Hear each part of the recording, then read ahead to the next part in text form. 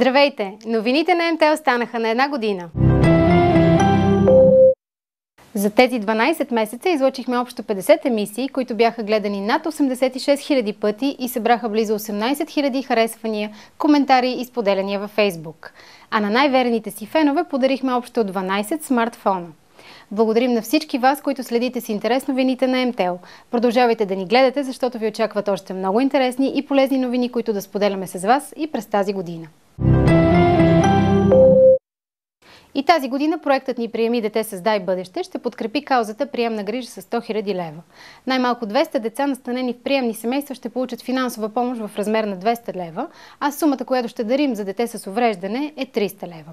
Този проект реализираме за втора поредна година в партньорство с Национална мрежа за децата, като съвсем скоро ще стартираме и мащабна фондонабираща кампания, чрез която да приобщим към каузата още повече хора.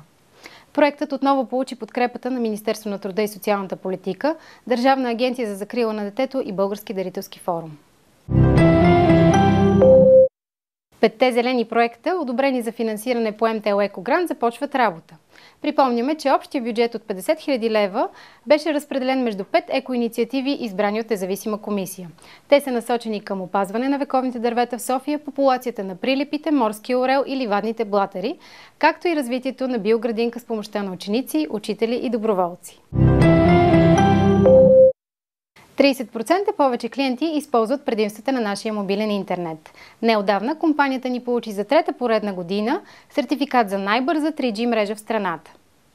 Клиентите, предпочели фиксираните ни услуги, пък са с над 20% повече. Това показват финансовите резултати на компанията ни за първото 3-месечие на годината. Предложенията ни за мобилен и фиксиран интернет може да разгледате на нашата уеб страница. Време е да обявим победителят за април. Samsung Galaxy S3 печели Димитър Димитров. Честито! А за май сме ви приготвили смартфона HTC Desire C. За да го спечелите, продължавайте да отговаряте на седмичните ни въпроси.